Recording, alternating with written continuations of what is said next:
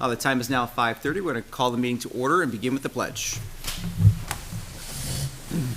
I pledge allegiance to the flag of the United States of America and to the republic for which it stands, one nation, under God, indivisible, with liberty and justice for all. We are down a board member tonight. Mr. DeWitt is on work travel and not able to join us, so we have a three-member board this evening. With that, we have review and revision to tonight's agenda. Any changes? No, sir. Hearing and seeing none, we have consent agenda. Anything off consent this evening? No. Okay, hearing and seeing none. We have summary of non-public actions from February 4th, 2026. Mr. Shoemaker moved to approve the non-public minutes from January 21st, 2026, as well as January 31st, 2026 meetings. Mr. Plansky seconded that motion, which passed 3-0. The board discussed some staff updates. Mr. Shoemaker moved to adjourn the non-public session at 8 p.m. Mr. Plansky seconded that motion. That motion passed 3-0. And we have the summary of non-public actions from February 18th, 2026. The board tabled voting on the meeting minutes. Mr. Cotter moved to approve the nomination of Glenn Costello as CHS Special Education Case Manager. Mr. Plansky seconded that motion, and that carried 3-0. Mr. Cotter moved to adjourn the non-public session at 7:27 p.m. Mr. Plansky seconded that motion, and that also carried 3-0. Tonight we have some presentations and recognitions, and with us tonight we have Mr. Riker Van Morik, a current CHS student. Welcome. And, we're going to have an Eagle Scout presentation this evening. Yep. How you doing, Riker? Doing awesome. Good to see you. Yeah. I remember the last time I saw you. Yeah. I know, right? Spider-Man party.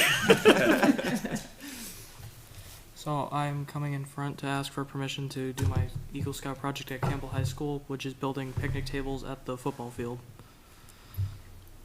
Awesome. The tables will look like that. Tables will be 6 feet long, and the plans are from Home Depot. Project funding. The project will be funded by a 50-50 raffle. I will sell tickets in my town and to my scout troop. We will keep track of the tickets to determine the winner. I'm looking to raise about $750 to cover the cost of the tables, hardware, stain, and glue, tickets, lunch for the crew, and a little bit more in case some unknown costs come up. We will accept donations if they are offered. Any leftover money will be donated to my scout troop, Merrimack Troop 15. Project supplies. Each table will cost us about $210 to build. We will plan to build 3 tables. There is already 1 table at the concession stand. We plan to build 3 tables. There is already 1 table at the concession stand. The tables will be built by me, my troops, scouts, my family and friends, and adults in the construction trade. We will build them at my house and then move them when complete to the school. The tables will be built from pressure-treated wood and painted or stained so that they will last a long time. Project timeline.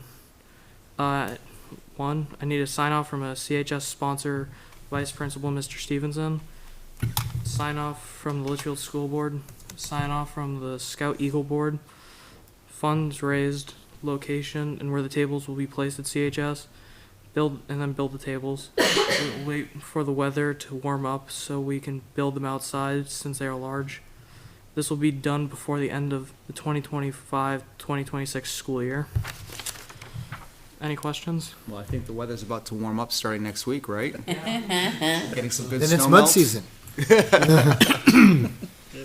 Are there any concerns from the CHS standpoint in the fields and the placement of where they're going to go? No, we'll have to work with Mr. Ramos, the athletic director, to make sure that the location's good, and when we're, part of what we hear is we would need approval from the board to take the tables on post-project, right? Yep. And take ownership over them, so making sure we know where to store them, because I don't think we're going to leave them out there during the winter and stuff like that. So as long as we work with Mr. Ramos, Ms. Mitchinson at the high school, we'll figure those pieces out. It should be simple enough. So Excellent. But this is a great project. Excellent. It is a great project. Really helpful. And sitting on the sidelines over there, it's a Yeah. welcome seating. Yes. Yeah. Awesome. Any questions from the board? Well, I think it's going to be great. All right, with that, I'll make a motion to approve. I'll second. Motion by myself, second by Mr. Shoemaker. Additional discussion? Okay, all those in favor, please say aye. Aye. That carries 3-0. Congratulations. Thank you for what you're doing. Thank you very much. Very much. All right.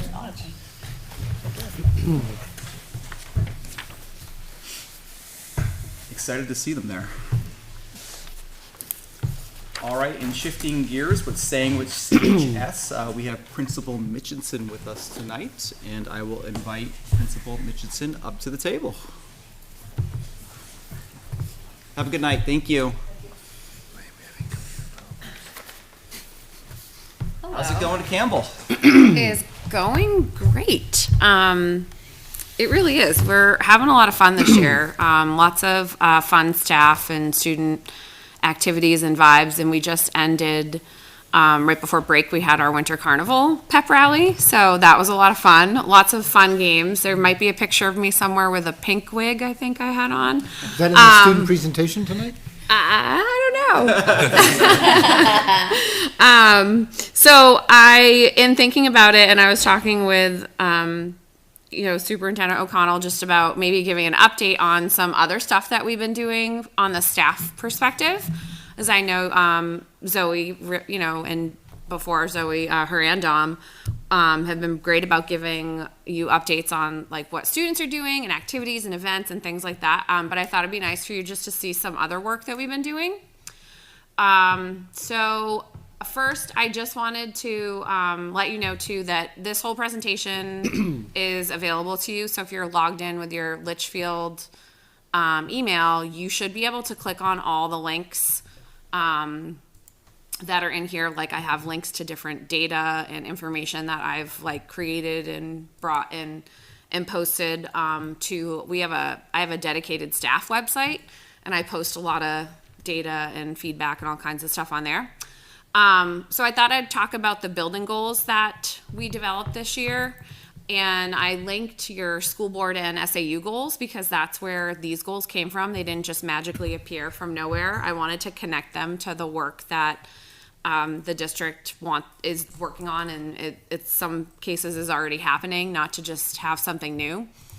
So our first goal, what I did is I got together with the CF group, which is like my teacher leaders, and I said I'd really like us to develop 2 goals to look at this year, and one of them I definitely want around student achievement because I think that that's really important and always something that needs to be our focus. So we looked at the board goal is, and SAU goal is called the Cultivate a Love of Learning.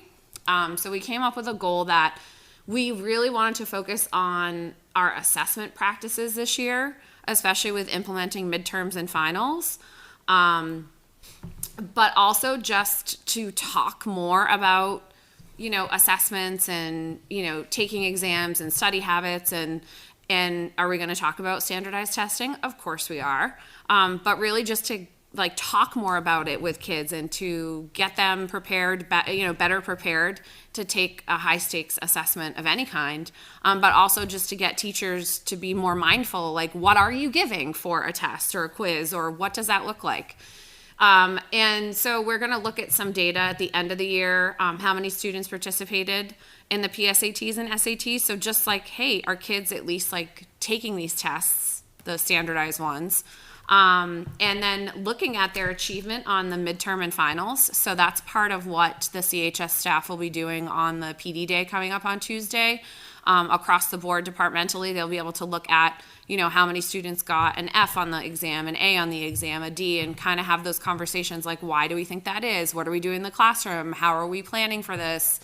Are the assessments appropriate? Like, because really, I don't want them to change much after the next year, because otherwise we're changing too many variables and we're not going to be able to really look at another good indicator of student achievement and how our students are really doing.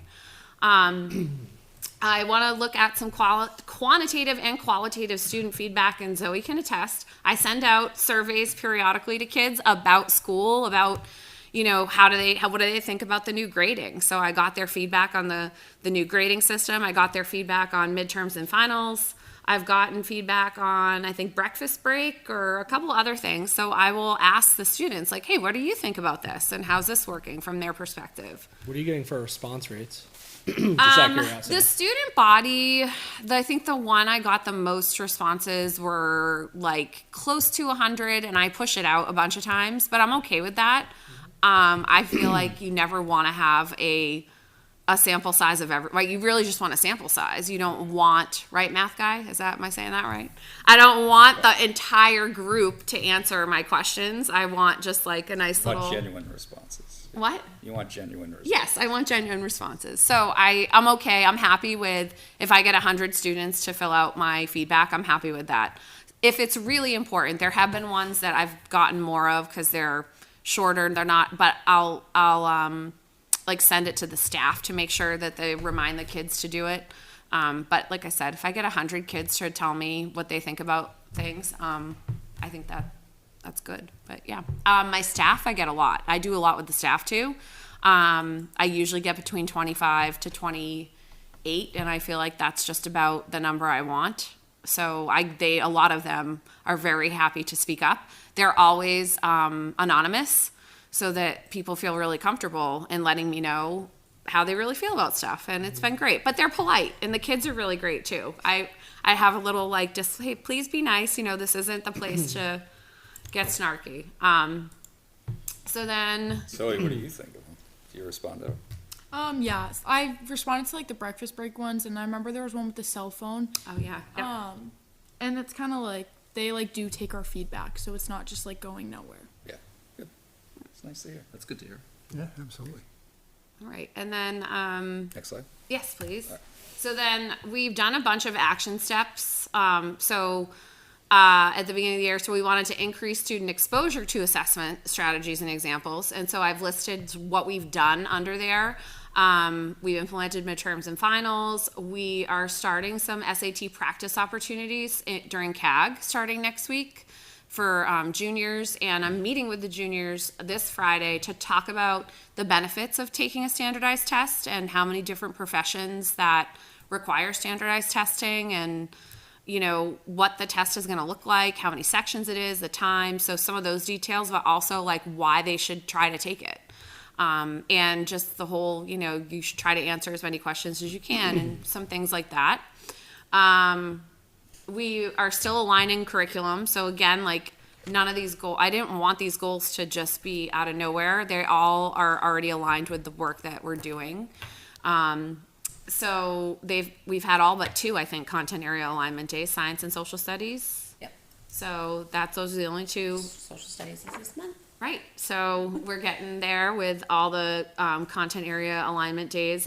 We've implemented the new grading and reporting system. I think it's effective at the high school. And again, you have access to click on that so you can look. That's what the teachers said. I also asked students what they thought about it. So I think that one is just a staff one, but I did ask kids, and they were pretty mirrored.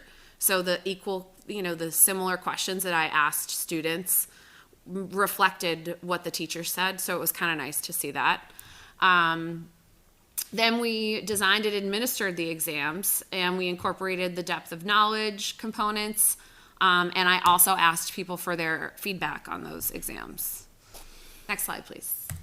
All right. Our second goal was around climate and culture. So we really wanted to focus on building a supportive community. We wanted to foster a culture of support and accountability, making collective commitment to teaching respect, responsibility, character, and courage. And we'll measure the progress by looking at our office discipline referral data.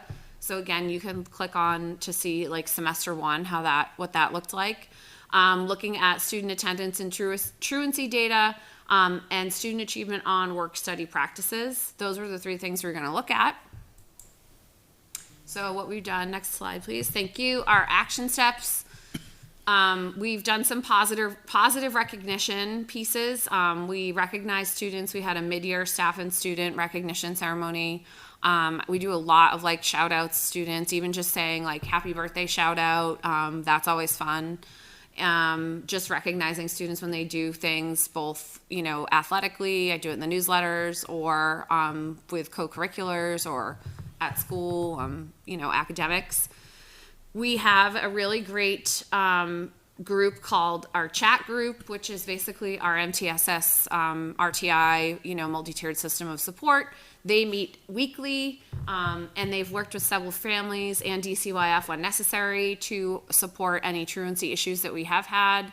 And I'm happy to say I don't think we have any at the very moment because we've worked through some students who, were struggling to come to school, and just the, wraparound support and figure out what's getting in the way, and it's been working. Staff have emailed families. The staff are fantastic about communicating with families about their specific concerns. I can say at least at CHS, and I encourage them, reach out to families because you know, and you have the relationship with the student and the family. And if a student is, coming in late every day, certainly let them know that you have concerns, and we also will address it at our level. So everyone is sort of on top of the kids and they can't escape us. But we have not yet done much to develop some student reflection tools for our work study practices. I want to get there, so that's maybe the one place that we need to do some more work on. But and then the last action step was to provide team building opportunities for staff. So I listed a lot of things we've already done this year, which has been a lot of fun, or things that are upcoming. We'll have our Teacher Appreciation Week, some fun stuff at the end of the year. They have a summer outing planned, which is awesome, to go to the Gatsby show. The chili cook-off was fun. Our reindeer games was just some holiday trivia for prizes, and it's great. It's been a good year. The Thanksgiving potluck, the Secret Santa. So we've really tried to make sure that we're doing some fun stuff with staff. So that the picture was we did like a flannel day.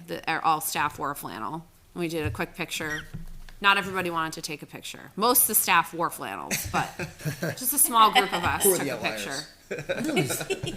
All right, and that's We're in New Hampshire. A flannel is like Awesome. I know. a tuxedo for crying out loud. No, that's a really great update. Thank you very much. Right. I That's think awesome. the one question I have is, right, we're still in year one, right? As you think about year two, what's on your horizon for things that still need improvement? So what I really want to do, I think, in my mind, goals don't have to end every year. And I think that can be really a struggle in education. I think that's like a roadblock in some ways.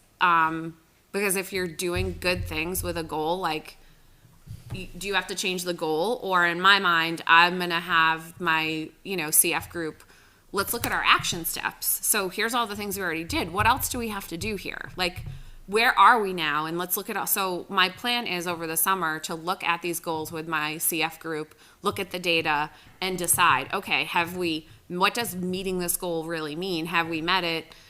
Are we happy with where we're at? Do we want to keep working towards this? Or can we actually say, yeah, we've now achieved this, so what's the next step look like?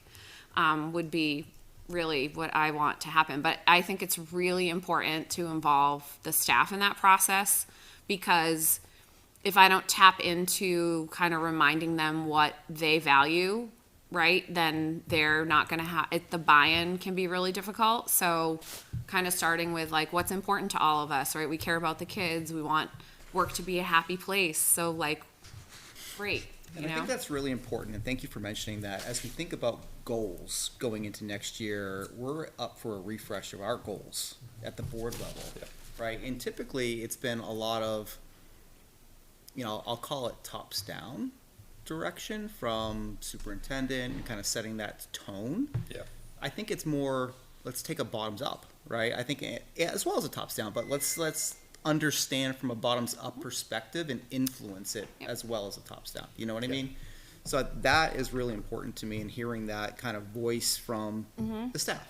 Right. And what I did was the CF group, we with with myself, my admin team, and my top teachers, really my teacher leaders, we developed the goal language. But then when we were thinking about action steps, I sent out some feedback to the rest of the staff and said, this is our goal, non-negotiable. This is what the group came up with for a goal, but what do you think should be our action steps? And then I had a bunch of action steps listed, and I wasn't going to pick all, again, I don't like setting unrealistic goals. I feel like then it creates a culture of failing, because well, there's no way we're going to get all of that done. So why, like, it, I don't know. I don't like what that can create. So I was able to narrow down what we thought of would be good action steps to the 4 that the staff identified. So then they bought into them because they were like, oh yes, I picked that action step. Like, that's what I want to work on. And then again, like, I've really tried to make sure everything we do, or anything, any meeting, even the professional development on Tuesday, it's all focused around those 2 goals, which again, like, tie back to what the district and the SAU are looking for us to work on. So, All right, Mr. Shoemaker, Mr. Clancy, what do you got? I think it's awesome, and I wish I could have got into some of the stuff to look at these. TV. You should But have I- to squint. I can't see that well. But I think it's fantastic, really. It's great to hear. I had an idea that I Yes. wanted to share. here we go. Where's Lauren? Where's Lauren? So annoyed. We know where this is going already. Okay. This is what I'm going to share it. I'm just going to throw it Go out ahead. Are you going to talk about a coffee shop? It's about no, it's you not, talking about and the this does coffee not shop? involve coffee. Stop it. Okay. I was So waiting for I it. thought after our last meeting, or the last meeting I was at, where we were talking about standardized testing and starting to understand. Yeah. What would you think I was going to I share? thought we were going cafe. Cafe. No, Yes, no. that's what I was I'm not going to hit her with that again. I already hit her with that once. Now I'm just waiting to see what happens with that. No, this was standardized testing. So once I started to understand about, percentage of students taking tests and performing above state average, I started thinking about, okay, like, what's motivating, right? And I appreciate what you're doing in terms of trying to help people understand the value of test taking, whether or not you're going to college. Of course, if you're going to college, you're going to have a much higher probably buy-in with that, because you understand that some schools apparently still require it. It's coming back. It's coming. It back. is, some were That just was a like- it's COVID coming thing. back. Pendulum in- is- Yeah, Right. it's coming back in full force. My for thought sure. was, what if we were to go out and raise, let's just say, I'm just gonna use a number, like $2,500, right? And we were to say to the student body, look, we're gonna incentivize this. Cause like, look, I go to work because I wanna earn a paycheck, right? Like, I don't go to work because I do wanna perform really well and I want everyone to be proud of me, but that's not really why I go to work. What if we did this, right? And if we got, if you perform at or above state average, right? So this doesn't happen until after we find the averages. If you perform above state average, you get entered into a lottery to win something, right? Like, let's just say it's like $500. So you're gonna have 5 prizes. But the important part about it is you don't have to be the top performer, because if you know you're not the top performer, you're not gonna try. It's not gonna be motivating to you. But if you know that you stand a chance, you just have to do better than the state average. You're going to go in and you're going to try your hardest regardless, right? And then on top of that, we could do something like, for the whole student body, if we get a certain amount of percentage that take the test, right? Like, then we do something for the whole student body. I'm just thinking, like, it might be motivating, right? We talked about this in the past, and you had mentioned food as a motivator. Food is a motivator. Food is Yep, so I am actually giving them breakfast. So this year I already worked with Lauren. And so they'll come in, and the first thing that they'll do is have some time to, like, eat breakfast in the caf, and there'll be some, like, snacks and stuff that they can also have, like, there's little breaks during the SATs. My observation, and Zoe can help me out, one thing I've noticed about students at Campbell, and it's not a bad thing, that motivate them more than anything else is winning. I'm not wrong, right? I look at so I mean, and so many of our students play sports, so like they just have to, I'm going to talk a little bit about, you go out on the field or on the court and you represent Campbell in that uniform and you want to win. Well, this is no different. We want our school to also win academically, and if you don't show what you know and take it seriously and do the best you can, then you're not going to give us a chance to be one of the top schools. And you want to be that for sports. And I find that I don't hate incentives, but I really don't love them, because the extrinsic motivation, they have to care. They have to figure out, why does this matter Right, to but me? my point is that, like, for our work lives, right? Right.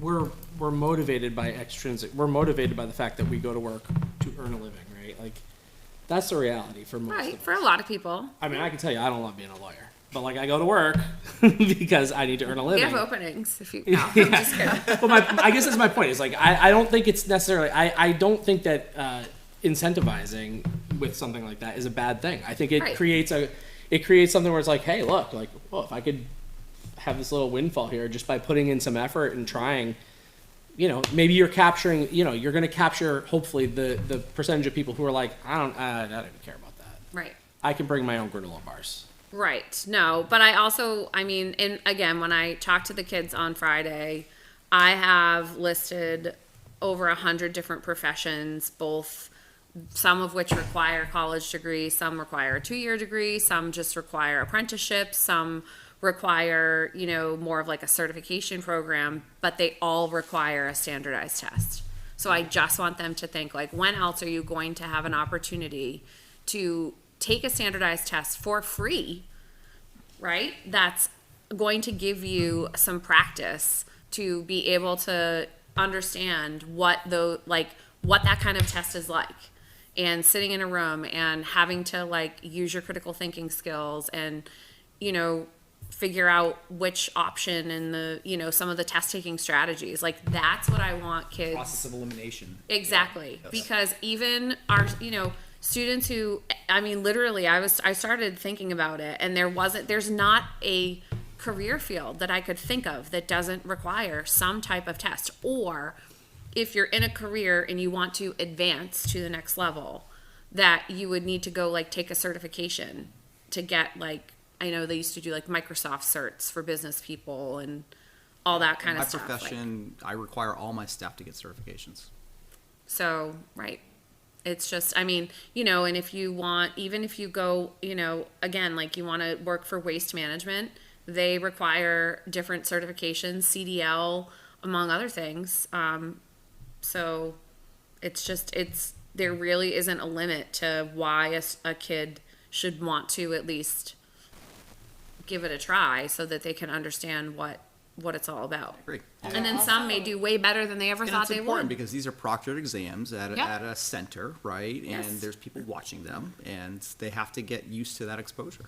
Yeah. And we're also really working on building that assessment culture. And like Jen was talking about, that intrinsic motivation, like setting that competition with yourself, setting goals, bringing it to the forefront of, okay, in freshman year, I take the PSAT. Sophomore year, I take, or the PSAT 8-9, then I take the PSAT, and then I take the PSAT again, and then I take the SAT. So how can I set goals for myself when I'm looking at my scores? Because they're very similar. They just, the cut scores are a little bit different depending on which version of the assessment you're taking. Like, and what is that telling you about your level of understanding in these concepts and how you are not only approaching the assessment for the assessment itself, but also in your knowledge and understanding of how things are, the different types of questions that are being asked, and understanding the vocabulary and all of that kind of stuff. So just really building that and getting them looking at their data, not just having the teachers look at data, but having the students look at their data. Like, where are you now? Where do you want to be? Yep. And I see that as like, that could be an action step under that same first goal. So again, when I look at where we are with our goals and over the summer, and we've already like, okay, great, what's next? Because we've done a lot of things under the current goal within the current action steps, but what's next? What do we do next to continue to improve it? And maybe an action step would be have students do a data dive with their own data and look at, you know, their scores, and then say, gee, PSATs are coming up in a month, so what do I want for a goal to set for as a goal for myself? So, but I mean, But I'm food sure the helps. kids, food definitely Food does. does help. Oh, definitely. I'm gonna not say sure we this can right do now. monetary. I will say this right now. I'm because it's saying a it- required I'm saying it state publicly. assessment, so we'd be like. Kids love Gil's paying Pizza, for I'm just just- saying. That's what, well, I was gonna say, I will say it publicly right now. If this group of juniors, no offense to our certain seniors, but they're gone, right? So the juniors are the one taking the test. If this group of juniors scores higher in both the math and the ELA than what we got last year, I will personally buy all the pizza for their pizza party next fall. Okay. So if they improve in both scores, I will personally buy it for all of them. We'll do it during homecoming week or whatever makes sense on the high school schedule. All I'll right. put that out there. It's Okay, motivation. I will let Tell them know. them Friday? I'm gonna tell them all. Mark on the tape Friday. right now. There it is. Mark the Because they're tape. all coming to my meeting Friday, I will and do there's it a if whole they- like beat the seniors. 'Cause Sorry, that's- seniors. Right. it works. Yeah. Because they're competitive, them. and that's They are okay. very And competitive. guess what? We'll tell the sophomores: beat the juniors, right? Like same thing over and over. So like, let's get into that habit of improving every single year and having that. It's okay to be competitive. Let's It is lean into it okay. a little bit. I want them and to be improve. academically Yep. competitive as much as I see them be fierce and competitive in athletics. So, and even when they are playing their instruments and, performing and, all of it. So, Love it. Well, thank right. you again for all the great work. thank you for having me. Yeah. Also, I look forward to the cafe. Okay. I have been Knew that talking was with coming. Lauren about it. So it's not, I wasn't even gonna bring it up. That I wasn't even thinking about it. that's where It's we all thought on you our were going. minds. All on our minds. I'm glad to hear. I haven't been to the SAU lately, so. All right, switching gears into community comment this evening. We'll close community comment. There's a second round a little bit later. Oh, I'm sorry, I did skip student representative report. We missed over that, so I'll jump back to student rep. Sorry, Zoe. That's okay. So we just wrapped up our winter sports, girls basketball. We had a really good season, but we did lose in the first round to Guilford. Boys also, they faced some tough competition and they lost to Stevens in prelims as well. And for wrestling, they competed in 11 dual meets so far. Shout out to Sam Baker. He had his 100th win as a sophomore. And Sam and Sage Ankto, who both won the Division III state title for like each of their weight class. And then Pack Hockey, they also had some tough competition, but they ended up finishing their season last week 4-14. Congratulations to Sam and Sage. Huge. For some of the current events, we do have the FBLA State Leadership Conference coming up, which I think it's like the 18th and 19th. It's basically like an overnight trip where you and a group go and you present like a project you've been working on, and you can qualify to go to like the national conference in the summer. And it's kind of just like a really good business opportunity for a bunch of high schoolers. And then on the 10th, we have voting day, which is no school. The 11th, we have the district band concert, which is GMS, LMS, and CHS. And then same thing on the 12th with the district chorus concert. And then on the 14th, we have the senior spring social, but like not seniors in high school, it's senior citizens, and that's ran by student council. So for our future events, on March 18th, we have the CHS Trades Fair Day, which is just like a kind of fair day where everyone that's like in the trades get to come and show what they've been working on. And then on the 30th, we have the React Movie Night, which is in the CHS auditorium. And then on April 9th, we have Campbell's musical performance. So the Spanish Honor Society, they kind of have their own thing tonight. So they do have an international food night. This is their second one they've done, and it's put on by all the Spanish Honor Society kids. And they really want to aim towards like CHS families and students, because that's what's going to be coming up, and that's kind of what it's about. It's March 9th, 6 to 7:30. Basically how it works is you get to like make your own kind of international dish from like wherever you like, and it's just like small enough to feed a couple people because there's going to be a lot there. And you just get to go around and try like everything, and usually people have like a backstory. Sometimes people have like things you can make yourself, so it's kind of like hands-on. And just the cost of entry for that is the dish that you make. And they also want you to know that there will be music, bingo, and trivia. Fun. For Litchfield Middle School, they had their second annual Wellness Day. That was the Friday before vacation. A bunch of the students got to participate in many different activities, and they kind of had like a day of their choice, so they got to like choose what they were doing. And the Winnie Dip, which has been going on for like a few weeks now, their goal was $2,500, and they've currently actually raised over $10,000, and they're still raising money. And they're actually second place like in the entire state of New Hampshire for every school, so that's really great for them. And then they also have a play going on. It's called The Real Story of Alice in the Wonderland, and their rehearsals have started this week. And then their band and chorus students are getting ready for their concerts next week, as well as the same time as the Campbell concert. They also want to give a shout out to their winter sports. So their winter sports just finished up this weekend. Their cheerleaders attended their 4th competition, and then both boys and girls basketball, they finished their season in playoffs, and they all had a great season as well. And then finally, down at GMS, Miss Lindsay and her puppets visited the kindergarten on March 2nd, and they have their spring photos on March 11th, and then they have science explorations, which is visiting first grade on March 13th, where they present like a presentation based on sound waves. And then they have their Read Across America week, which is the week of the 23rd through the 27th. We're getting into busy season for all the Yes, schools, that's all for the sure, stuff. as well as field trips, right? That's gonna start back up That's again? gonna start back up because the weather's turning nice.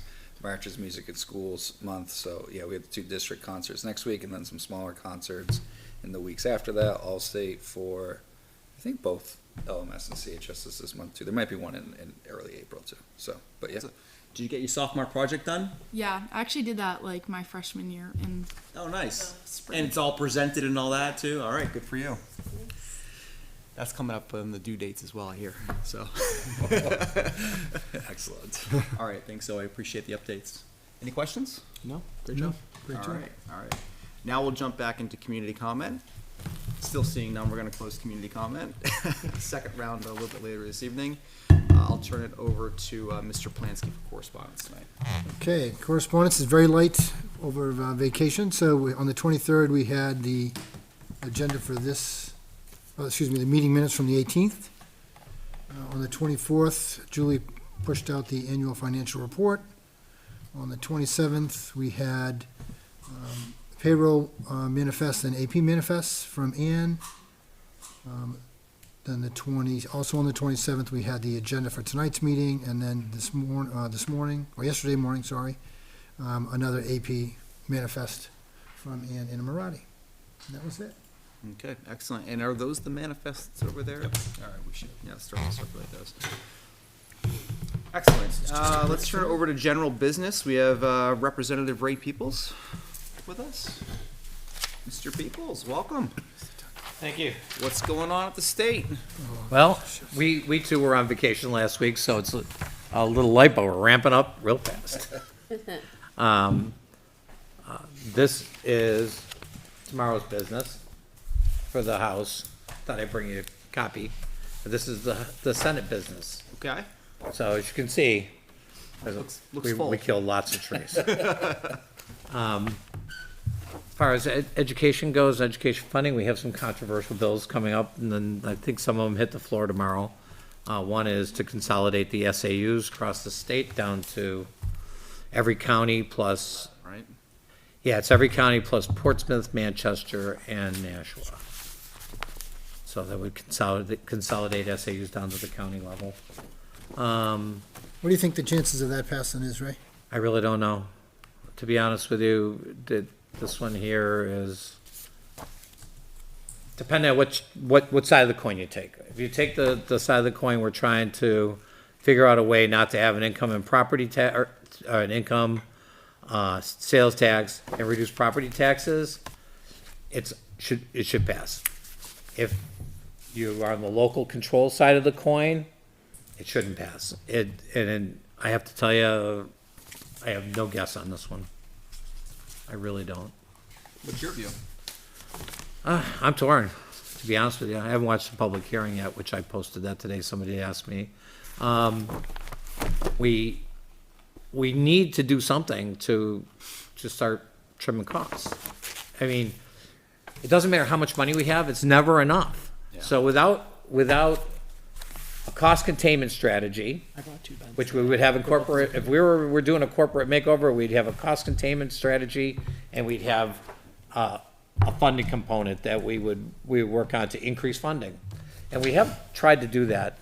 It falls apart because there is no more money. Literally at the state level, there's no more money to take. It's just, we have what's coming in, that's what we have to work with. And since we are a state that can't deficit spend, and we have to balance our budget every year, it puts some real shackles on the legislature. I keep trying to come up with some magic solution, but I'm not that smart. But there are many of us that are working on different elements. And unfortunately, I wasn't part of this SAU consolidation. I was surprised actually when that first came up.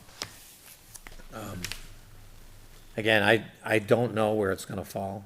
I suspect it's gonna fail. That would be my gut feeling, I guess. Because too big a change too fast. Have they worked through the logistics of how that would operate? Well, so that's not how legislation works. So basically, you come up with a concept, Push it through and then figure you it out. draft a bill that meets the legal intent and the, the legislative, folks, all the attorneys, they sit down there and work out the words and make it make sense. People review it, goes to public hearing. If it goes to the legislature, gets passed, goes to Senate, get passed, it becomes a rolled bill and the governor's gotta sign it.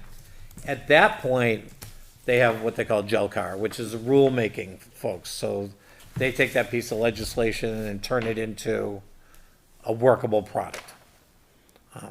And who does that? It's a joint committee between the House and the Senate. And all the stakeholders. You have, the other people like DOE would be involved because it's education. So, yeah. Even if it passed tomorrow, it still has a long ways to go and it has to get a signature somewhere. And then it'd be years down the road before it was ever implemented. So, I don't know. My inclination is not to vote for it. As I said on Facebook, I like our superintendent. I think it's just it's discouraging to like say, oh yeah, here's a great idea that we have no concept about how we would implement, right? Well, I mean, well, that's a actually, they do. massive We have a change. model for it, and it's not an uncommon model across the United States, by the way. We actually had a law here in New Hampshire at one point that limited the state to 60 SAUs. We have 117 now. Where it really becomes hard is the smaller towns, the real small towns, and they're in all kinds of joint district agreements, and the complexity is absurd. So if you roll that up to the county level, where we have a very efficient government, believe it or not, the county government, if you look at your taxes, is very efficient. It's a small fee. Well, I think it did just go up to like 20%. It did, and that was not by any doings of ours. It wasn't by doings of theirs. We don't have a majority in that arena, so they raised them quite a bit, and actually in a number of places. Well, that's But it's still that's a very, proportionate to the it's the still actual very expenses efficient. that they bear, though, right? Hmm? I mean, the county's not bearing the expenses; it's mostly borne at the. Well, the county, municipal level, right? the expenses that make sense for the county at this point, right? If they were charged with the SAU, that would be their job too. Right. You have like the register of deeds and the probate and all those kind of things take place at the county level. And they do that very efficiently. A matter of fact, I don't think any of the county offices have large staff. They're all very small. UNH Cooperative Extension is managed by the county. You have that kind of it's more akin to what we do here in town. It's still at a fairly local level, unlike the state, which is definitely disconnected from what happens here every week. So, yeah, I don't know that that's gonna go anywhere. I'm not worried about it. I'm worried about more of the smaller bills that will have big impacts, and, I think we all agree on costs, right, and the cost controls to some extent. Yeah. But I think we're all also the opinion, kind of like what you said, of like, how do you execute it in a way that's not so disruptive to the district, yeah. right? And that is my concern. I also like the superintendent, right? I mean, how do you figure that out? So, I don't know. I mean, I can That's way above my pay grade and skill level. I can just tell you, before I joined a school board, like I really dawned on me once I started working with the superintendent how much work they do. So I Right. don't see any world in which you can take one person and say, "Hey, you're responsible for all these towns now." You have to remember, those roles change from district to district, and what the SAU does, and what the roles, the work he takes on. And I think He's kind of in control of that. He's like the top cop, you know? the top cop, but I also think it redefines the role of the school board. Right. That it does, because if you go by that model, what moves to the county level would be HR, school calendar, paying the bills, contract negotiation, purchasing, because purchasing would be done for the county, at the county level then, for all the schools, which could save a bunch of money. It flies in the face of local control, though. And Well- it's very much ready, shoot, aim.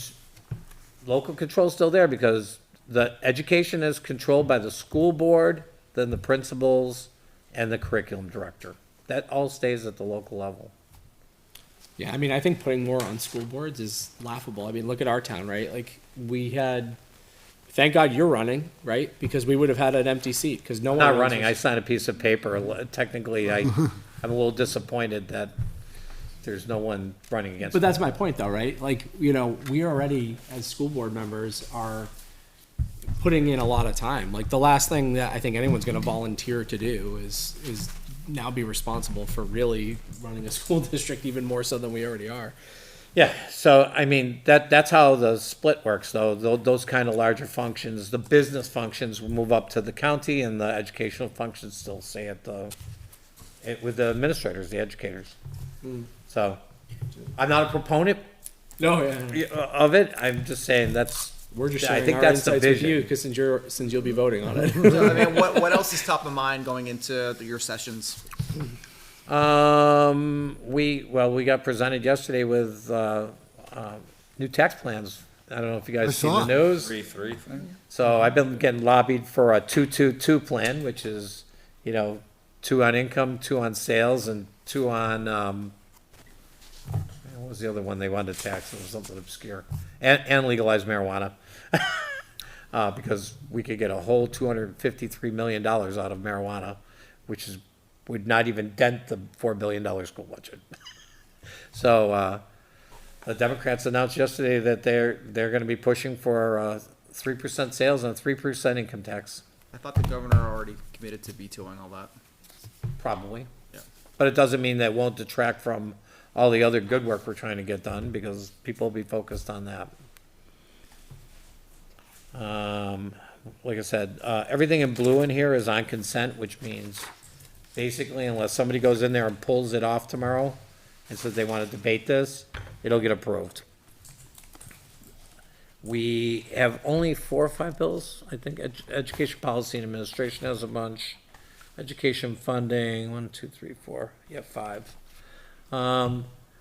Most of them are related to reporting. One allowing school districts to annually retain year-end unassigned general funds. That was a majority ought to pass. So in the end of the year, rather than spend all your money, that you could keep a certain amount of that to hold over for the next year to help you with shortfalls on special education or unanticipated problems. What's that bill number? I was gonna say, yeah. Yeah, Brian I woke pay up. attention. Yeah, what's the bill number? Right, he's the one that proposed it. HB 1610. Thank you so much. HB 1610. HB 1495, allowing reimbursement of anticipation notes to be used as collateral in certain circumstances. Not something we probably ever do, but as you know, there's several school districts around the state that are not doing well. There were some reporting requirements for EFAs that failed. Here was. May A couple more education financing ones, and most of the rest of the proposals were inexpedient to legislate. Okay. Because a lot of overlap, and at this time of year, all of a sudden, we start having all about, there's 7 bills for this one thing. One bill may survive, for that particular thing, so all of a sudden, we're seeing a lot of ITLs popping up here. Education policy, they have had all kinds of weird things going on over there. But nothing that I've seen that was really of huge impact for Litchfield. HB 1403, relative to credentials for a position of school business administrators. I think they want to, due to some of the financial problems we've had across the state, they want to make sure the people that are getting those jobs are qualified. So they're working with that, and that's, And is that bill gonna reestablish the certification? Right, because it used to exist. Yeah, okay, that's good. well, although I would like to be on that subcommittee and make those rules, because I looked into that one, and the original certification for business administrators for the state of New Hampshire was basically, I could go in there and if I could do add, subtract, multiply, and divide, and you know the difference between a debit and a credit, I could pass their credential test. Yeah, so I It's not think good. that's excellent because it is challenging across a lot of educational disciplines that some of the certificate, and I actually think it came from a decent place that people were struggling to hire positions. So they lessened the certification It's requirements. exactly what happened. But Yeah. the hard thing is you want people to be prepared to do their jobs. I mean, we hired Julie and she's working out great, and it would have been wonderful if we had a specific program for her to like chase down and like, I and have we to do, tell you- We but do with, we through do through the, ASBO. yeah, but, you know, like I got my superintendent certification, my principal certification all through the university education program, right? Like, so there was a very, very rigorous, specific program to get that certification. And I think Caitlin Davis, the Commissioner of Education, is really dedicated to getting some of these things straightened out and in condensing the areas and getting the people that are in those areas super qualified. Yeah. We have a big problem. When you look at the Department of Education in New Hampshire, almost all the employees are federal. It's not like the New Hampshire Department of Education. It's more like the United States of New Hampshire Department of Education. We had something come up and I realized it would be a reduction in staff, so I asked the question. And the people that work for the state, really work for the state, is like less than 30. The rest of them, the 195, work for the federal government in some fashion or are on a grant. It's crazy. It's crazy. But I'm still learning about that area of my life. Let's see. I'm trying to think of anything here. What else stood out? The, Did you have a question, Superintendent? I had two quick ones, right? Is there an update on open enrollment? that was my next question, I too. think there was a hearing, but maybe the Thursday before vacation and then, open I took a enrollment, couple maybe days, on the, I think it's over at the Senate already. so it passed the House? Yeah. Okay. I hadn't heard, so, and I couldn't find it anywhere. I tell you, a lot of talk on open enrollment, it's probably one of the least worrisome things I see coming. That's concerning. Huh? That's concerning to hear. It really is. I mean, everywhere that it's enacted, 2 to 3% of the people participate in open enrollment. It's more challenging for we talked about that for the smaller districts here, where you've got districts that are like Newport, that can't keep a teacher, right? Because they can't pay them anything. So the quality of education is low, so people will opt to take their kids to some place to get them something Yeah, better. I think our risk is high with that. What's right? that? I think our risk as a town is high with that, Why? because we're surrounded by cities, and I think our education is far superior to what cities are offering. I can't agree with you. I think it creates an unknown that's gonna be really challenging. I think And- people bringing their children from Nashua here is unrealistic. We're already sending children to Hudson. We've had students that go to Londonderry. I don't know the other way around. I hope you're right if it passes and it's not a big deal. But it still has, I don't think it's made it by the Senate. Yeah. And of course, then it's got to go through rules making and all those things. It's not on the immediate horizon. Yeah. There's a bill coming up to allow any public school convert to a charter school. That worries me as well. That one I don't understand. I haven't they even do had it. It was in policy, so I haven't had a chance to look It at worries it. me. I'm not sure how you like do that, right? Like we have, charter schools are great. This isn't a knock against charter schools, but we have just a different model for everything, right? And I don't understand how, and I don't understand. I don't That's part of understand it like, How either. we just become a charter school and then work in that environment. Like just the funding alone for that is completely different, right? Collective bargaining, like all these operational things that just come along with the graduation requirements, following state laws and rules and stuff. And charter schools have to do that stuff, don't get me wrong, but it's just different, right? Like, so I'm curious, why, what is the reason behind that, right? If you want to open a charter school, people can, I think again, it comes Charter down to the cost, Yeah. right? Charter schools are delivering a great product. for less money. And almost you look at the scores, test scores, you guys, I know you don't like the standardized testing, but it is the only metric we have to go by for the most part. But I think they're playing a different game. So like, that's the challenge of it. If you look at, you know, the math, the STEM school in Nashua, that scoring's through the roof on stuff. Yeah, because they're a STEM school. Yeah. They're spending a considerable more time on STEM than we do, right? And it's the like, students they attract. yeah, so like it's, of course they're gonna perform better than we do, because they can do that, and I applaud them for doing that, that's wonderful, right? But it's different than the set of rules we're operating under. My other question was about, which is related to us, but not, this is more of a personal, like kind of thing.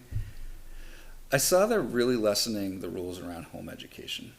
And this has been something that has scared me for years, is that the accountability when kids leave our district and enter the homeschooling world, we often never hear about them again. And it just really scares me that we're gonna even lessen the requirements. It sounds like there's a bill that was gonna lessen homeschool requirements even. It doesn't lessen them, Okay, it eliminates them. well, eliminates is even more concerning. I went to the public hearing. It was an off day for me, and I went to Concord for that hearing because I expected that it was gonna be a melee of people to turn out for it, and it wasn't, but the people that did turn out for it, extremely passionate. Yeah. The homeschoolers don't want the public education system involved in their lives at all. Understand. They just don't want it. They don't need it. They don't want it. And one girl got up and testified, she's a state rep, that she was homeschooled and she actually wanted to sue her parents for the damage it did to her because she was homeschooled. Mind you, she went to college and had very high, like 4.0 grades, and, you know, she has a great job, and she's done very well, but she thinks her parents did her damage by homeschooling her. And on the other hand, there were a bunch of people that said, here's my children, here's what they're doing, we don't need the schools involved. I'm not And- looking for the schools to get involved. I've just seen, It's not the schools, it's government.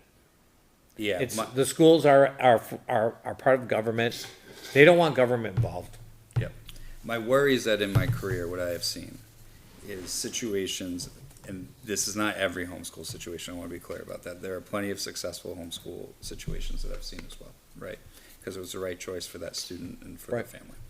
But I've also seen plenty of situations where the school's trying to hold a kid accountable. Maybe it's for attendance, maybe it's for discipline, maybe it's for something. Maybe there's issues in the home, right? Some sort of issue that's resulted in us calling DCYF or something like that. And then all of a sudden, we get the homeschool letter, and all of a sudden, we can't touch it anymore, right? Right. And I worry about that kid. Where's that kid 10, 15 years down the road? Because I am worried they're not getting any education. I think homeschooling can work for plenty of kids, but I also am really worried there's a whole group of kids that are getting nothing. And those are all valid concerns and were brought up at that hearing, Yeah. and I agree with you, you know. There's where, again, I think the role of public schools is gonna be morphing as time goes by to become more of a place where people that are homeschooling can do that, can market, you know, take a class or send them to a class or, have some involvement in the schools, because most parents aren't isolating their children like that. I don't think that is gonna pass. Yeah, it's just a personal concern It of was, mine. 'Cause it was too far the other way. working with kids who have just been in tough situations, and then that's how things play out, and I just feel the kid involved, that like, And that public hearing was a week ago. I'm pretty sure a couple of years ago there was a kid that was murdered by their parents, and no one found out for like 3 years because of that. yeah, and it's just like, and I'm not saying it's far from every situation, but if there's just some measures, I mean, use state testing, for example, if like, It's true, though. kids gotta take the SAT, look, using an Ready, shoot, 11th aim. grader as an example, like, they gotta take that test at some point, so at least we have that marking, that checking in point. And then to see if the homeschool model works, right? Like, our homeschool students performing better. What can we learn from that setup that's working in that compared to what we're doing? Like, Well, I tend to like Mr. Shoemaker's, thing about competition. So one of the things I've been talking to a handful of people about is we, on base adequacy, we should reward schools that have higher scores. I don't agree with that. See, but I like the idea that says, hey, if my school's doing really good, I can get an extra perk for money. I think that's tough because, you know, you're gonna have use the Wyndham Bedford example. There are towns that will never achieve at the rate of those districts. Well, if you no look matter at the what- data, Demographics are that's- very no matter different. what they do. Huh? You have to find a way to level the you have to find a way to level the You gotta playing level the field a bit. playing field. Yeah. Yeah. That's part. It's not fair. You can't compare Manchester to Wyndham. It's just fair, right? Like, that, you can't punish Manchester for being a city with the demographics that they have and trying to compare it to a community, So- even Bedford, which is right So next to if their Manchester. test scores go up, we shouldn't reward them? You If should we could reward them figure if a their way to test do scores are that? going up, but I don't think you can have the same expectations for the city of Manchester that you do for the town of Bedford when it comes to state testing. Right. Like, You can't. I just, Well, they're never gonna be successful. I think it would be more of, here's your base score that you already had, and you increased it by 3%, right? Should get You're rewarded talking for that. only upside. You're not You're talking, talking about taking growth, away. not. I'm not saying done anybody, Yeah. but I get what you're reward them for excellence.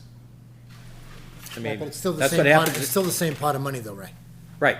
Right, there's no more money. It'll be Just fine, once the tax goes through, it was three, that 333 was it was $3 on, the statewide, $3 increase on the statewide property tax. Well, we'll have to deal with it. So anyway, that's, Anything else for Mr. Peoples? no, I appreciate it though. Yeah. I really do appreciate it. it's all I really have. I was gonna say, last week we were quiet, so, there'll be more information next week. I mean, a lot of bills are finally hitting the skids here, and another month we'll be pretty much done with everything. I do. I think this was your guys' suggestion, this meeting with Mr. Peoples every week. And I've brought this up to a couple of other superintendents who can't believe we do it and can't believe that it's civil. So like, to like everybody, like that, I think this is really positive. Like, I know we don't agree on everything, but just like, we have normal conversations. If we all agreed on it, nothing would be getting done Yeah, because. so, there would be so thank time you decide. to everybody. This is a great idea. One thing that we did fix and, is we cleaned up, we had a amendment to the bill that added the ELA scores and stuff to the warrant, cleaned up how that is. And next year, you'll be able, instead of printing those charts on 18 by 24, you'll be able to print them on 8.5 by 11. It has to be a it's gonna 4 be by one- 8 lit And it's gonna board. be one chart with Yeah. 3 lines on it. Do you know that Staples legitimately ran out of all of them around here? They, Like, yeah, now, their maybe stock it's just went down- coincidence, Went down but like, today after that. But anyway, based on the feedback from you guys, we that's 2 bills that I know that we fixed the issues with. All right, and Mr. Peoples, we'll look forward to having you here at the hot seat at our next meeting. Oh wow, it's already March. That's right. Yeah, here we go. How happy are you put your name on that? All right, we're turning it over to the superintendent now for updates. Yeah, actually, I have another light. We're in the light season a little bit. Keep it light. For my stuff, because we're waiting for the vote next week, and then that will cause a lot of action, and then hiring season in the spring and stuff like that. So mine's light. We do have voting day. Perfect segue into that. We have voting day next Tuesday here in the district. Again, the link's just there to the voting guide. We talked about a little bit in our weekend message we sent out to the community. We talked about the warrants a little bit. We'll do that some more this weekend as well. Promoting people to come out and vote. Obviously, I'm biased. I would like everything to pass, but more importantly, I want people to come out and vote and have their voices heard. I'm really proud of the work that we all did this fall to get everything kind of prepped, and so to kind of see that payoff. Regardless of the results, again, bias, I would like everything to pass, but it does help us frame what's successful and what's not successful and kind of how we're going about operations right now. So please come out and vote. People have questions, please reach out. I do get questions from time to time. People have about different warrant articles, about what they mean and stuff like that. I think this is, I don't know if we include this later, but we've been doing the kind of tours to some of the 55-plus communities. That has gone really well to just educate people about the different warrant articles and stuff like that. So Another one tomorrow. Another one tomorrow. And we'll be here next week to get that all taken care of. So Just on the voting for next Tuesday, I know we're getting another snowstorm of some sort Oh, boy. tomorrow. right? And then the temperature's gonna warm up. Yeah. So it looks like. So there's room for pollsters. Can we just make sure that the sidewalk and Yeah, the we space were is talking about that a with little bit? Dave's already. Yeah, Dave's already on yeah. it. We were Okay. talking about it, the other day. He came in and went over his plans. I know they have to be a few feet back from that sidewalk. Yeah, so. so he's got his, understand. whatever, his little plow thing that he's. Yeah. I don't know who's gonna be out there this year or not, but I don't think there's any races that are I don't think so challenged either, either, but. right? There's nowhere to put your signs Mr. right now. People's gonna hold a sign. I wanna make sure he has space. Well, I'm gonna be there, and I know our Senator Victoria Sullivan's gonna come down, so. All right. Yeah, we'll have it cleaned off and We'll have ready to go. coffee. Absolutely. Well, you should have warm temperatures as well, Fingers crossed. right? Right? All right, we'll turn it over to Business Administrator Darling for an update. All right. One thing I wanted to mention that just came in late this afternoon was I was made aware that when we requested the transfer of funds to the building and repairs maintenance capital reserve fund, there was an error and it was accidentally deposited to the wrong sub-account for January. So I just wanted to let you know that it was deposited into the account in February, even though we had initiated the process a little sooner. So currently, the trust balances for the month of February are accurate for all of our accounts. Awesome. Thank you for Yes, that. sure, no problem. We did have, we received our final audit for FY '25. There were some minor findings. There were things that we've had before. Basically, there were some things regarding purchase orders being created after an invoice was received and things like that. So obviously, it's time for us to, again, address that and tighten up on making sure that that's happening properly. So I did adjust that previously between that and student activity funds. There was a few at each school that had to be addressed. It was basically missing certain information, dates, signatures. So we've gone over that when we received those findings back in, I think, December with administrators. But we'll certainly address that again with everyone that handles that kind of stuff in the front office. That seems Make to be sure an that we're- ongoing. That's a persistent issue. It's very frustrating. If I can just say this, I know a lot of people are not business people, right? Like they're not trained to doing the business side of things, but we need people to not we need people to do the process correctly and not do it off of a quote or an email they get from a vendor or I something mean, we've like been that. talking Yeah. about this one for years. I know. Years. It happens everywhere, It's not- but it's I was just gonna say, it's not maddening. just our district. It's but not just still. us yet. But So yes, what can we need do to change it and tighten the process? And I know it's not just us, but what can we do to be more proactive about the controls in place? Right. Well, one of the things I had thought about even from last year with regard to student activities, because I think that's a big piece, is maybe just having some time with administrative assistants over the summer to do some training, just because they're the front line.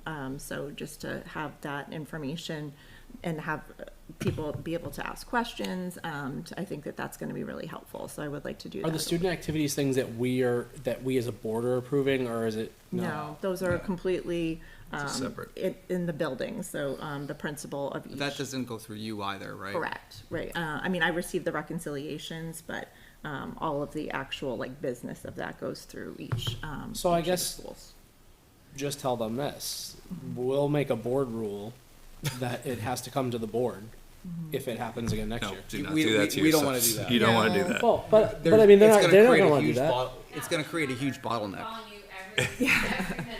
You'll Yes. tell me just to call someone directly. We do need to It's gonna create a continue. bottleneck. Julie's It'll right. annoy someone enough. I mean, look, it's not going to annoy me. Like, It's gonna create a bottleneck in the process for the district. Correct. What we need to do, Julie nailed it, is continue to educate, right? And I think teachers may not think, regular staff, people may not think this is part of their purview, but it needs to be. And I didn't think that as a teacher either. It's not until I got to the other side and was really looking at all this stuff, realizing how I didn't know any of this, right? And I think educating teachers because a lot of them are the advisors for the student activity accounts and all these other things, of the importance of doing this in a certain sequence so we're following all of our bookkeeping properly and stuff And like that. I've created a bunch of checkbooks. Personally, Julie Yes, and which I I know. appreciate very much. And That has been a we huge help. Created like foolproof if you want to run a fundraiser. Yes. These are all the things you need to do, and it includes financial questions like, how do you plan on, it prompts them to think about what they're gonna need, if they need a 1099 from the vendor, if they need a quote, if they need to do a like all those things, so we're trying to Yes. be proactive so that, you know, and saying no if I have to because you didn't follow the process, and here it is, and it's on your website. That works for me. Right.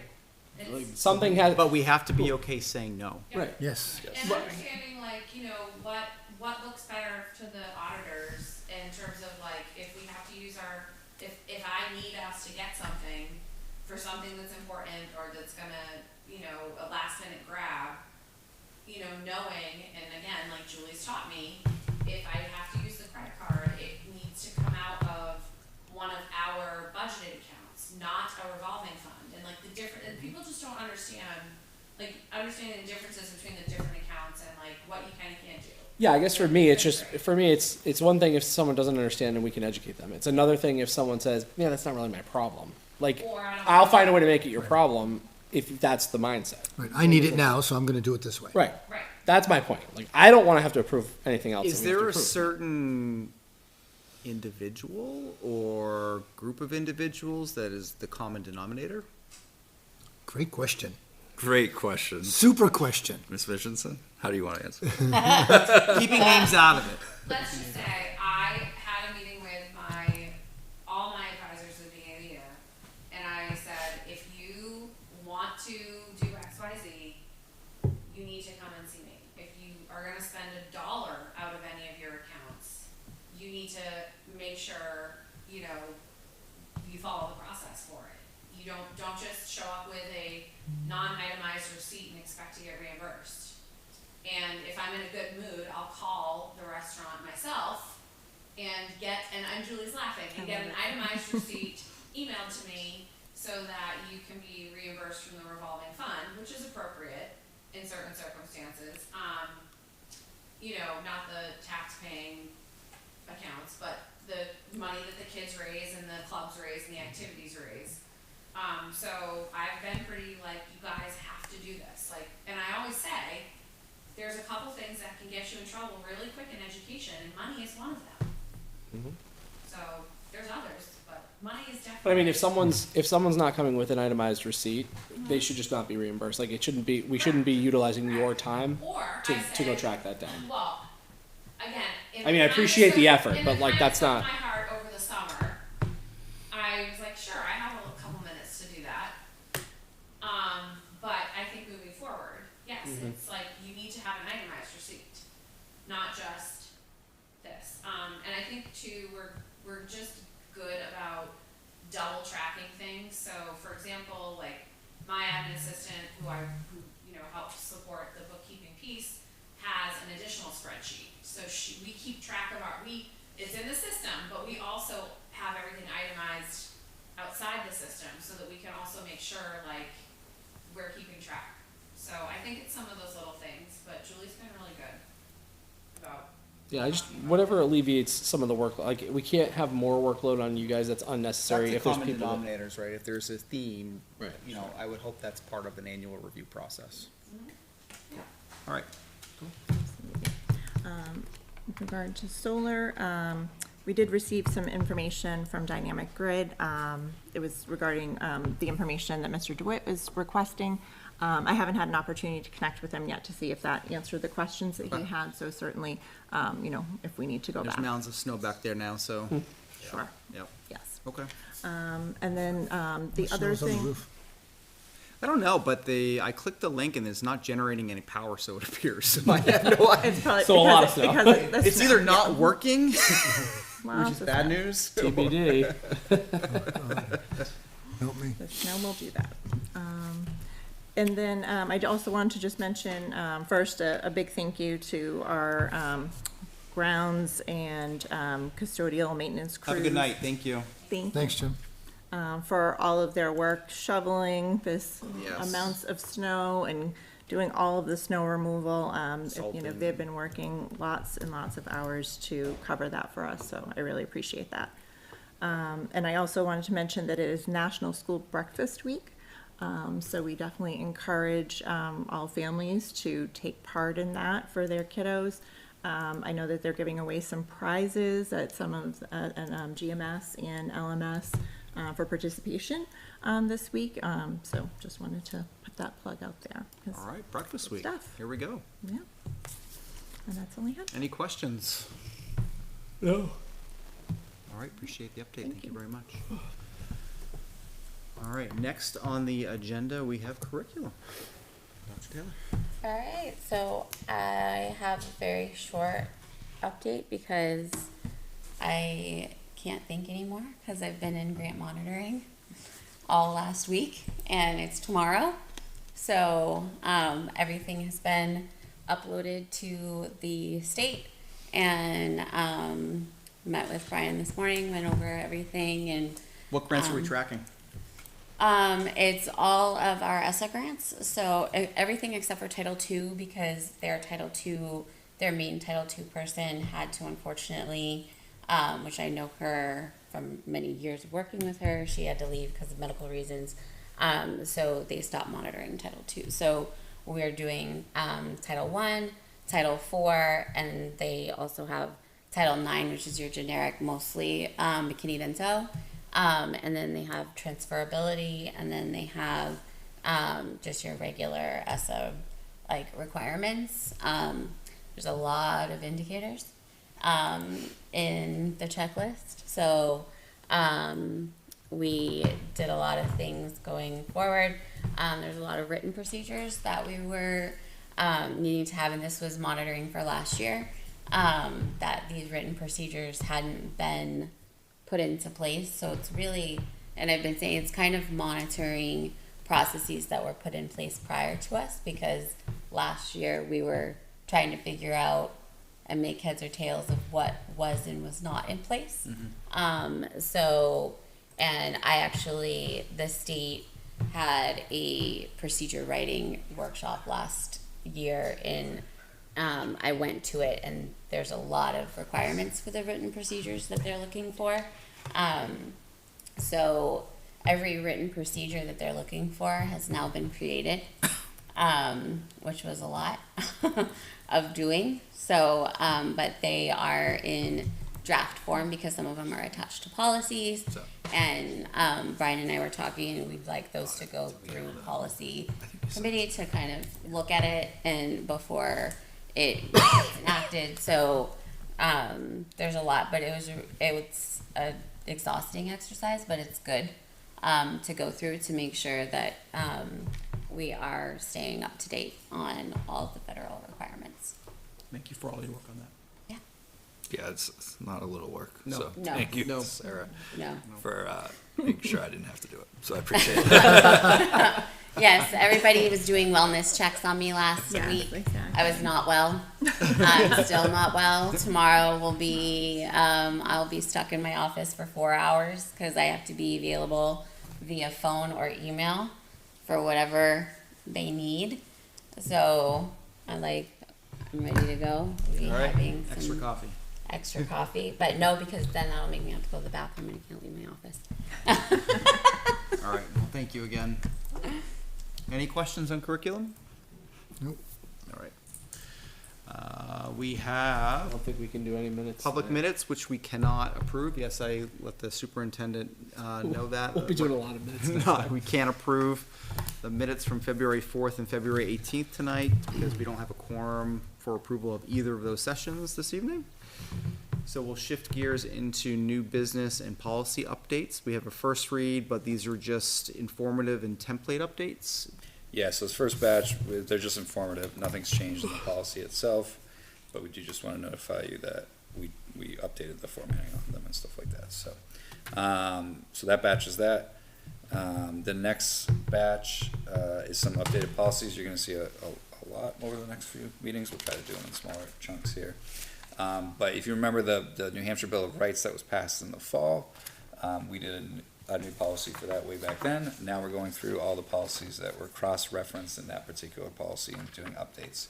So for some, such as the first couple here, like IGE, for example, The main update is changing the RSAs that were updated as relevant to the particulars in the policy. So there's a lot of changes to RSA languages, so we have to update that in the policy accordingly. So that's some of those updates in the first one, for example. And to make sure our cross-referencing within the policies themselves are correct. For example, in that first one, our policy that talks about instructional materials is titled IJL, not KEC, which some districts have as that title, stuff like that. So making sure everything's like lined up. But they are slight changes, so we do need to approve those updates and stuff. If you don't mind, I'll just rattle through each of them real quick, give you an overview. Please. I know you've seen them. They've been on the agenda and stuff like that. The next one, JICD, the student discipline, similar. There was updated language in the top section with what the policy is, the statement from New Hampshire School Board Association. So we just took that language and made it our first section of A. We had a previous section A, but this now just matches New Hampshire School Board Association completely. And they updated theirs due to the changes to the Bill of Rights one. So that's the JICD policy update. Access to homeschool proposal here. Proposed access. I think this is the one where we just split out the procedures. I just have to double check. Yep, we didn't make any actual changes to the policy, but the procedures were embedded in the policy. We should split them out, so if we need to just change procedures, we can, and we don't have to update the whole entire policy. So this is the policy code, JJJ, with the others removed, and now as a separate entity, JJR, set of procedures. Nothing has changed within the language of those. Immunizations, this has changed. This particular one, the next two have changed quite a bit. We took the language and matched it to the School Board Association, and it added a lot more detail for this particular policy. There was about a paragraph of our current policy for this. I do think this is important for us to do, to update this, because, and then Mr. Peoples, maybe you can second me here. I believe there's bills, I don't know where they are in it, around immunizations in schools specifically. So I think it's important ours matches the School Board Association in case there's changes there. We can then change ours over here. One of them just failed, Okay. so I don't think you're gonna see any changes this year. Great, but still I want to be active and pivot if that does, so we can be Don't reflective. know over if there's an equivalent one in the Senate, but the House bill failed. Okay. So I do think it's wise that we get into matching language with the School Board Association around this, since it is something that's coming up legislatively on here. This just talks about the conditions about immunizations, the exemptions for medical and religious stuff, how you handle homeless and unaccompanied youth. It just adds this greater detail to the policy. And then the final one, student record request. This is FERPA. Most people know it as FERPA, the FERPA policy connected to it. Again, it's updating the overall policy so it matches the New Hampshire School Board one, and it provides additional greater detail on what FERPA consists of. So when people ask us for information, they know what they can ask us for and what we can't share with them because of the laws protected about it. So those are the 5 updated ones. We can do them in however the board sees fit. If you have any questions about them, happy to answer them for you. Any questions from the board? Okay. I will make a motion to approve, make sure I have all these right, policy IGE, policy JICD, policy JJJ, policy JLCB, and policy JRA for first read. Second. Motion by myself, second by Mr. Shoemaker. Additional discussion? All those in favor, please say aye. Aye. Aye. That carries 3-0. Thank you for your work on that. It's what I do over vacation. Yeah, I mean, it's alphabet soup as we refer to it, right? So once you update one policy, It's the downstream impacts all the others. So. Kind of goes through that, so we're getting there someday. We'll do it all just to then redo it all again. So. Yep. All right, we have old business, nothing really changing on enrollment too much. No consistent enrollment. I didn't get a chance to update kindergarten Yeah. enrollments today. I apologize. Just got away from me today. Still But growing? Hopefully, I didn't check today. I'm hoping it's up from last time. It's been a couple weeks, so but I didn't check yet. So GMS status quo. Yeah, we're trying to schedule a meeting with all the parties for this week by the end of the week. It's now Wednesday. I don't know if we're gonna get that squared away this week, so it might get bumped early. Is the next week. FIC still meeting? Yeah, we have a meeting this, I don't remember off the top of my head, but we have one this month. There's one in March. I don't remember the date. It's dated, I just don't have the date. What's the objective of that meeting in March? I think the hope is that we're gonna have an update from Harriman that one I can provide to you guys, like this is what we're gonna do over the next couple months, and then also update the FIC on that work as well. We had also talked at the last FIC meeting about the other things, you know, like one of the tasks that we talked about there is looking into the field by LMS and like what it would take to make that playable. So I've asked Tony to do some work on that. So I want to update the FIC on those type of things. So obviously not lose sight of GMS, but also have the facilities committee start looking at those other things too that are facilities related and stuff. So Yeah, so I would just caution, like, this is where things tend to fall by the wayside just because, like, we went, like, really hard, and then it stops. And, Yeah. like, the community outreach piece is, by and large, the hardest thing. And it's the biggest thing that I think needs to be achieved. So we got to have a plan. yeah, that's why we want to talk with Harriman and Harvey. So we at least do at least one. My thing, I think I said at a previous board meeting, I don't know if it was the last one, is to do at least one more community forum in the spring once we get past voting. Even if that community forum is just like a recap of everything so far, right? Because I do, like today was a good example of it. Dan Mitchell got an email today from someone who was like, I was reviewing the voters guide and I didn't see the building project. I attended one of the community forums. What's the status of it, right? And I think that's excellent that they reached out, right? They had attended one of the forums and they were following up. So we might have people who have been following whatever. We've been doing the outreach at the 55 plus communities. We've been promoting it online. A community forum just to re-energize people and update, I think will be important in like the April month, whatever we figure out the right date for it is April. Or I mean, I think it'd be really nice to have a community forum that sort of lays out in a little bit more detail now. Like, okay, so again, we looked at the new school that was $44 million, failed. We looked at this. This is why we didn't present it. This is, you know, this being what likely is the best option at this point. This is what this would look like in terms of timeline. This is what this would look like in terms of, you know, when We you're are going to be focused voting on one B. Yeah. Right. That is what we are Yes. focused on. Now we need to get tactical about one B. Yeah. What does that mean, right? Cost, what does it look like? What are the materials going into it? Like, what are the details behind one B so we can lock it in? Yeah. What will the Right. impact be on, like, how are we going to manage students throughout the, like, all that Right, stuff? all Like, that that's- stuff. There's a lot that we could present. So we can start to then say, all right, now what are my bond options, right? And if we can get all that locked in by the October timeframe, then we can start to socialize it with the budget committee, get well ahead of it with the community, Yeah. get ready for March. Yeah, I think we're all on the same page with that, you know, because that also feeds into the budgeting stuff. You Like, got we it. have that piece in play while we're developing our own budget, and we know this is now the cost associated with And to this. Mr. Peoples' point, this will be the most well-educated, community-involved plan. Anything that's ever come. No joke. And just kind of inform. So like, we getting the group together again, like, get this all squared away with Harriman and Harvey, and just trying to get everyone's You know, schedules. we finally are starting to make some inroads with, like, the 55 plus communities. I think You know, so. it definitely would be great to And get I have back out community to them. contacts at all of them, Yeah. right? The delay here is on me, and I will own that to contact the rest of them.